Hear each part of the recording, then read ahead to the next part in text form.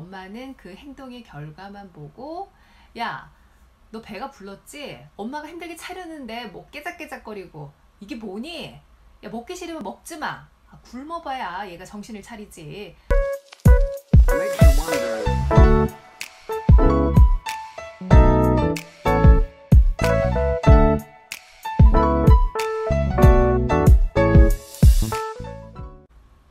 지난 시간에 제가 아이를 훈육할 때 절대 해서는 안 되는 말 3가지에 대해서 말씀을 드렸습니다.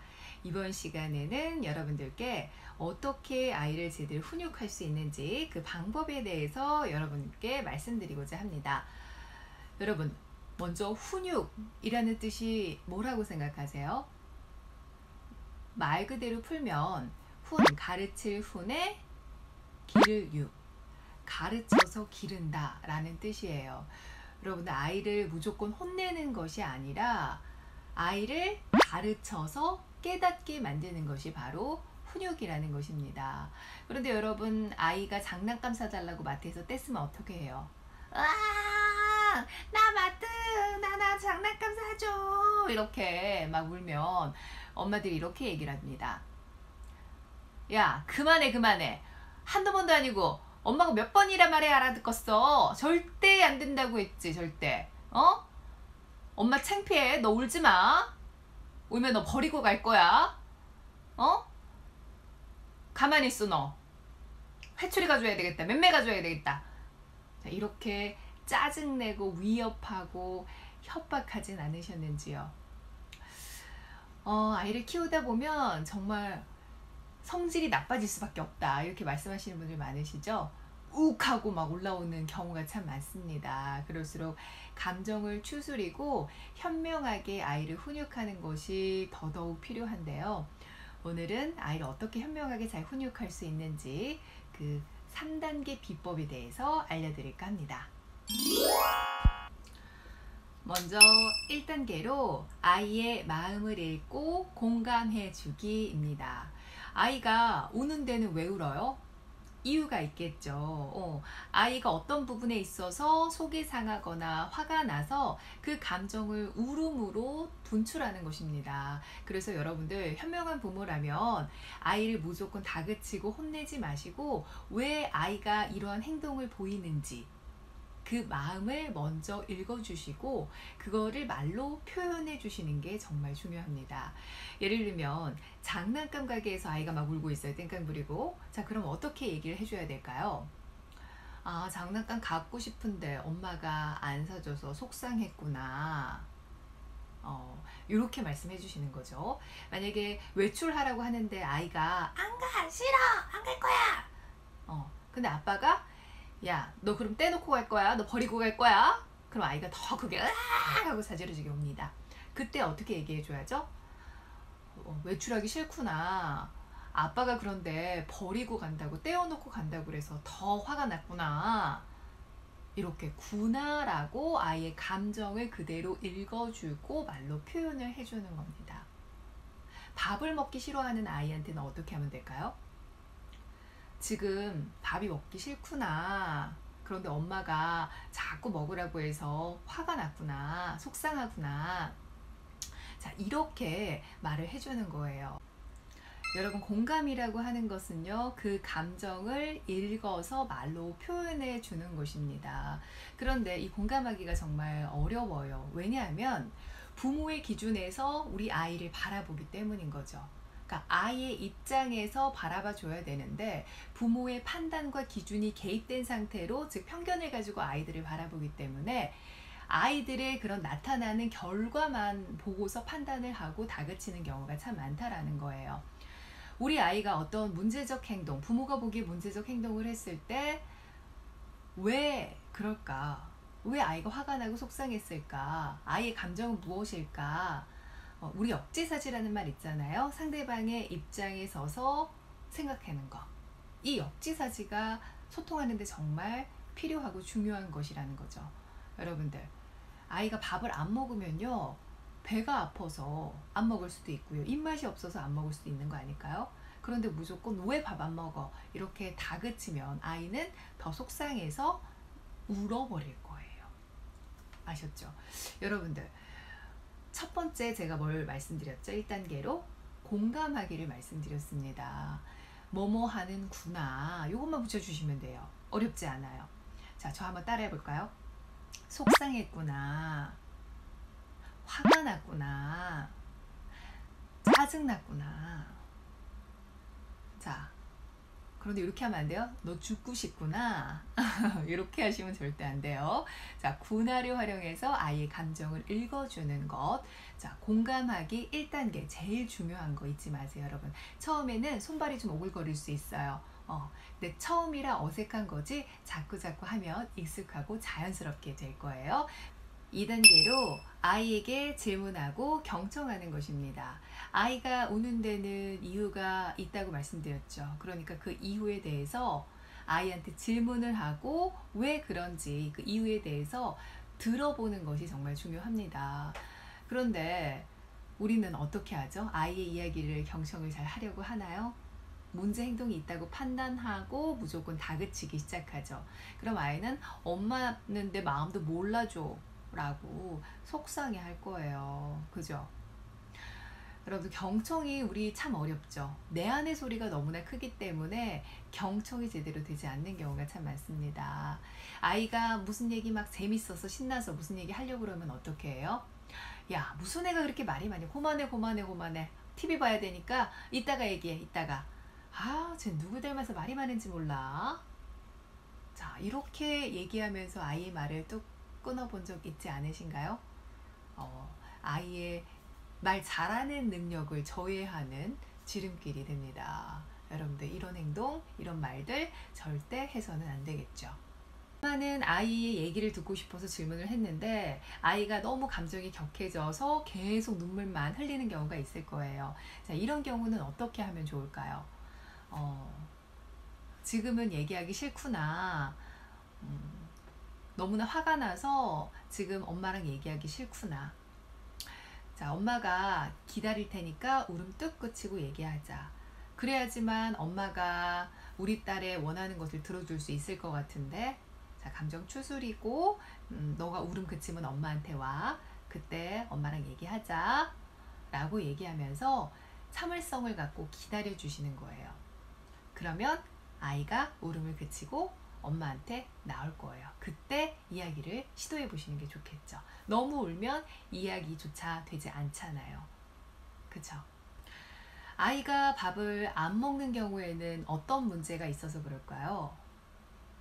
배가 아파서, 속이 안 좋아서, 입맛이 없어서, 반찬이 마음에 안 들어서 여러 가지 이유가 있을 거예요. 그런데 엄마는 그 행동의 결과만 보고, 야, 너 배가 불렀지? 엄마가 힘들게 차렸는데 뭐 깨작깨작거리고 이게 뭐니? 야, 먹기 싫으면 먹지 마. 굶어봐야 얘가 정신을 차리지. 야, 식판 저기 갖다 놔. 치워야 되겠다. 자, 이렇게 화를 내고 언성을 높이면서 아이한테 윽박지르진 않으셨나요? 며칠 전에 라일이가 아침을 먹는데 계속 돌아다니고 입에 하나는 물고 있고 밥을 제대로 먹지 않는 거예요. 힘들게 아침 일찍 일어나서 이런저런 반찬을 차렸는데 먹지 않으니까 화가 나고 속상했어요.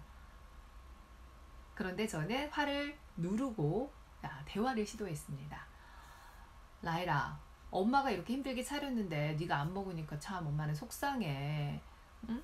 밥 안 먹는 이유가 뭐야? 속이 안 좋아서 그래? 입맛이 없어서 그래? 반찬이 마음에 안 들어서 그래? 그랬더니 라리가 한참 생각하더니 반찬이 마음에 안 들어 라고 얘기를 하더라고요. 그래? 그러면 어떤 반찬이 있었으면 좋겠어? 라이리가 원하는 반찬이 뭐야? 라고 막 물어봤죠. 그랬더니 라이리가 계란하고 햄, 나 이거 먹고 싶어 라고 얘기를 하는 거예요. 그래? 그럼 엄마가 이 두 가지 반찬 차려주면 맛있게 먹을 수 있지? 이렇게 말했더니 라일이가 응! 하고 자신 있게 대답을 하더라고요. 그래서 바로 계란이나 햄을 볶아서 줬습니다. 그랬더니 자리에 딱 앉아서 정말 밥을 한 숟가락 이렇게 산더미처럼 쌓아가지고 앙 하니 먹는 거예요. 그 모습을 보면서 정말 뿌듯하고 행복했습니다. 그래서 이것을 말로 표현해줬죠. 엄마 나일이가 잘 먹는 모습 보니까 너무 행복하다. 기뻐. 이렇게. 좀 손발이 오글거리긴 하죠. 자, 그랬더니 더 잘 먹는 모습을 보여주려고 입을 더 크게 벌려서 정말 맛있게 먹더라고요. 부모의 말이 아이의 행동을 바꿀 수 있구나 라는 것을 새삼 깨닫게 되었습니다. 여러분, 아이가 어떤 행동을 보일 때 화가 나더라도 무조건 단정 짓고 혼내지 마시고, 여러분들 왜 그럴까? 아이의 입장과 상황을 좀 더 생각해 보시고 그것에 대해서 대화를 한번 시도해 보셨으면 좋겠습니다. 아이를 공감하고 믿어주려는 노력이 정말 필요하겠고요. 그리고 무엇보다 경청을 제대로 하지 못하는 것은 내 안의 소리가 너무나 크기 때문이라고 제가 말씀을 드렸습니다. 여러분들, 그러니까 내 안의 볼륨을 줄이고 아이의 입장에 대해서 편견 없이 귀를 기울여 주시는 그런 현명한 부모가 됐으면 좋겠습니다. 3단계로는 잘못된 행동을 설명하고 제안하는 것입니다. 아이가 혼이 났을 경우에는 내가 왜 혼나지? 이거를 모르는 경우가 참 많아요. 부모는 혼낼 때는 당연히 아이가 알 거라고 생각하고 혼내는 경우도 참 많은데요. 아이가 몰라서 그럴 수도 있거든요. 아까 훈육이 뭐라고 말씀드렸죠?